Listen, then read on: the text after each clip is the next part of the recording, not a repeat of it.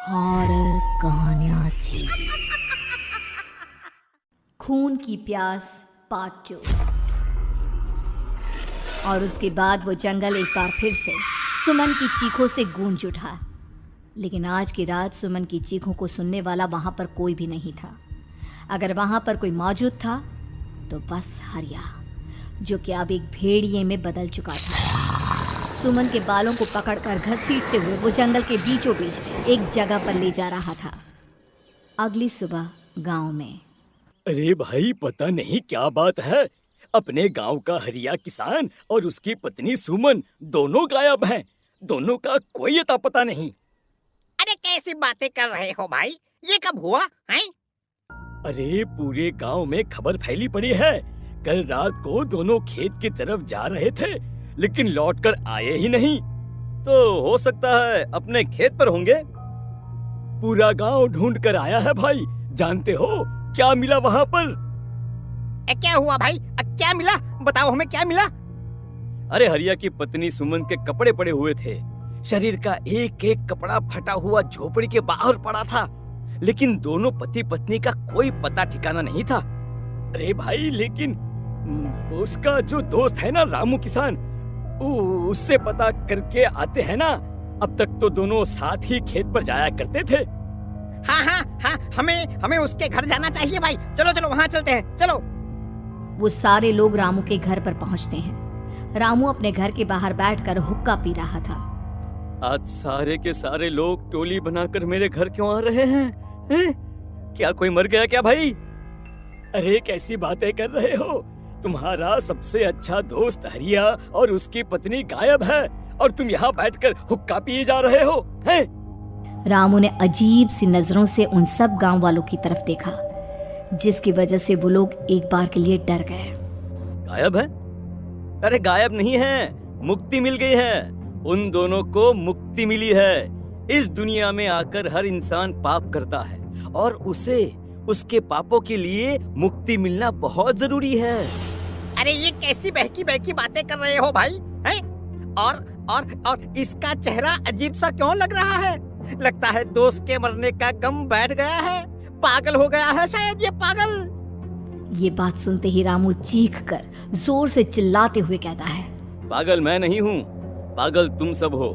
और ये शैतानी जंगल अब तुम में से किसी को नहीं छोड़ने वाला, सबको खा जाएगा। याद रखना मेरी बात। शैतानी जंगल? कैसा शैतानी जंगल? लगता है रामू पागल हो चुका है। हमें यहाँ से चलना चाहिए भाई। चलो। तभी रामू की पत्नी बाहर आती है। नहीं, आप लोग इनकी बात का बुरा मत मानिए। 2 दिन पहले हरिया के साथ खेत पर गए थे। जब से वहाँ से आए हैं तब से ऐसी ही बातें कर रहे हैं। भगवान जाने ऐसा क्या देख लिया उन्होंने, खेत में कुछ भी बड़बड़ाते रहते हैं। लेकिन गांव के लोगों ने कमला की कोई बात नहीं सुनी और वो सब वहां से चले गए। रात अब धीरे धीरे ढलने लगी थी। तभी अचानक किसी ने धीमी सी आवाज में रामू को पुकारा। रामू, आ जाओ, मैं तुम्हारा इंतजार कर रहा हूँ। और सुनो, अपनी पत्नी को साथ लेकर आना, नहीं तो काम अधूरा रह जाएगा। ये आवाज सुनते ही रामू के चेहरे पर शैतानी मुस्कुराहट आ जाती है। वो धीमे कदमों से अपने घर के अंदर आता है। क्या हुआ? तबीयत ठीक है ना अब आपकी? मैं तुझे अपने साथ खेत पर ले जाने आया हूँ, चल। मैं तुम्हारे साथ कहीं नहीं जाने वाली। मुन्ना गहरी नींद में सो रहा है और उसे अकेला छोड़कर मैं तुम्हारे साथ खेत पर नहीं आ सकती। वैसे भी तुम्हारे उन खेतों में भगवान जाने कौन सा राक्षस घूम रहा है, मुझे तो डर लगता है। रामू गुस्से में दांत पीसता अपनी झोपड़ी से बाहर आ जाता है और कमला गहरी नींद में अपने बच्चे के साथ सो जाती है।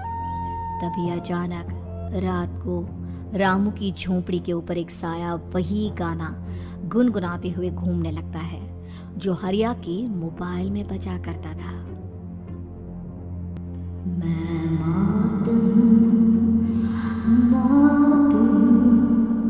मौत जो पसरी है चारों,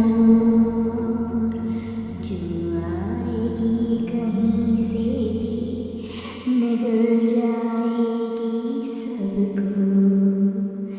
मैं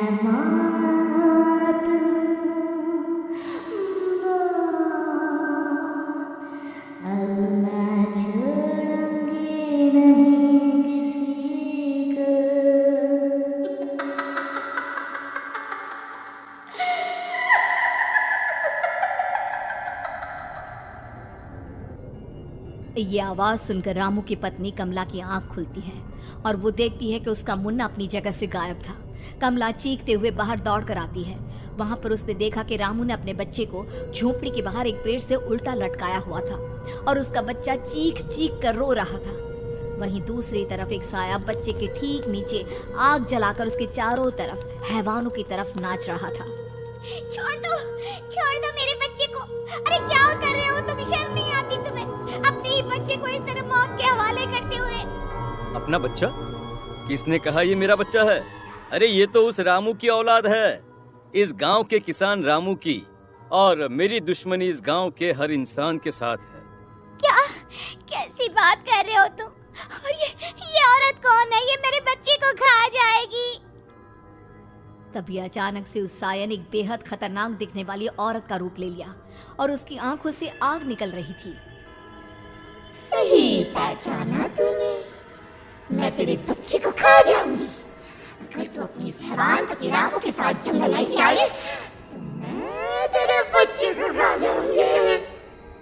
लेकिन क्यों? आखिर क्या चाहते हो तुम मुझसे? मुझे जंगल क्यों ले जाना चाहती हो? औरत बुरी तरह से ठहाके मार मार कर जोर जोर से हंसने लगी और साथ में रामू भी। ये तो तुझे वहाँ चलने के बाद ही पता चलेगा ना। अगर तू नहीं आई तो थोड़ी देर में तेरा ये बच्चा आग में जलकर मर जाएगा।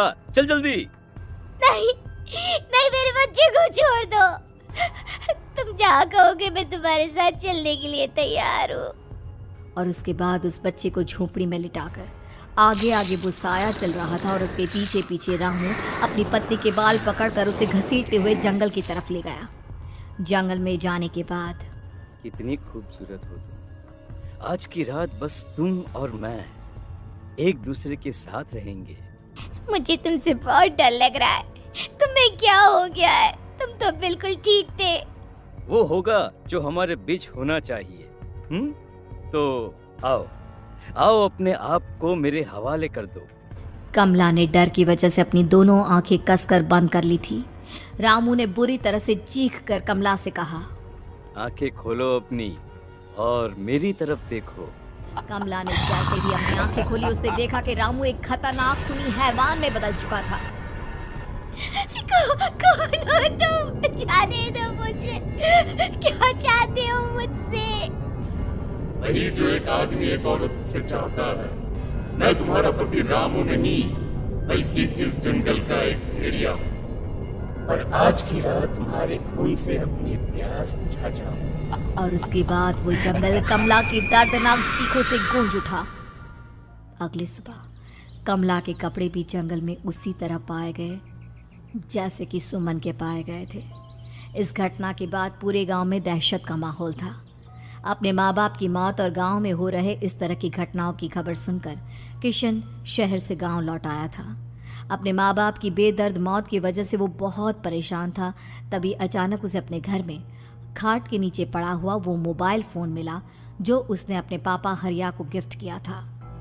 अरे कितने प्यार से पापा के लिए मोबाइल फोन लेकर आया था। इसे एक दिन भी काम में नहीं ले पाए। और आखिर कौन है जो गांव में इस तरह की हत्याएं कर रहा है? क्या है इन सब के पीछे? क्या है? मुझे पता करना ही होगा, वरना एक दिन पूरा का पूरा गांव खाली हो जाएगा। इस गांव में एक भी जिंदा इंसान नहीं बचेगा। गांव के लोगों की मदद करने के इरादे से किशन अपने गांव से दूर एक दूसरे गांव में बहुत बड़े तांत्रिक के पास मिलने के लिए गया। तांत्रिक बाबा, अब आप ही कुछ उपाय बता सकते हैं। भगवान जाने हमारे गांव को किसकी नजर लग गई है। नजर नहीं लगी है, किसी ने तुम्हारे गांव को बद्दुआ दी है। किसी सताई हुई आत्मा का प्रकोप है और अब वो पूरे गांव में किसी को नहीं छोड़ेगी जब तक उसकी आत्मा को शांति नहीं मिल जाती। अरे लेकिन ऐसा कौन है बाबा? किसकी आत्मा है और कैसे मिलेगी उसे शांति? मौत है, मौत कहीं से भी आएगी और सबको निगल जाएगी। इससे बचने का सिर्फ एक ही उपाय है, लेकिन उस उपाय को करना आसान नहीं होगा। जो भी उस उपाय को करने की कोशिश करेगा उसकी जान जा सकती है। भले ही मेरी जान चली जाए, लेकिन मैं अपने गांव के लोगों की जान बचाने की पूरी कोशिश करूंगा बाबा। तो ठीक है फिर, अगली अमावस की रात जैसा मैं कहता हूँ वैसा ही करना। अमावस की रात तांत्रिक के बताए अनुसार किशन अपने साथ केरोसिन लेकर जंगल की तरफ चल पड़ा। उसके हाथ में देवी के मंदिर का सिंदूर भी था। किशन जंगल के बीचों बीच पहुंचा। ये देखकर उसकी आंखें फटी की फटी रह गई। वहां एक उबलते पानी का तालाब था और कई लोगों की लाश लटक रही थी। किशन की माँ बाप की लाश भी वहीं थी। माँ, बापू, क्या हो गया? ये क्या हो गया? तभी वहां पर एक औरत और आदमी आते हैं। उन्हें देखकर किशन चौंक जाता है। गोपाल काका, आपकी तो 5 साल पहले मौत हो गई थी। और निर्मला काकी, आप? मौत तो हो गई थी, लेकिन तुम ये नहीं जानते कि हमारी मौत कैसे हुई थी। क्या कहना चाहते हैं आप? कुछ नहीं, बस ये जान लो कि अब इस गांव में कोई जिंदा नहीं बचेगा। लेकिन क्यों काकी? क्योंकि 5 साल पहले इन गांव वालों ने मुझे डायन बताकर पत्थर मार मार के मार डाला। मेरी कोई गलती नहीं थी। गांव का एक बच्चा क्या लापता हुआ, सारा इल्जाम मेरी पत्नी पे डाल दिया। और जब मैंने निर्मला की जान बचाने की कोशिश की तो मुझे भी मार डाला। आपके साथ ये बहुत गलत हुआ काकी, लेकिन आप जो कर रहे हैं वो भी सही नहीं है ना?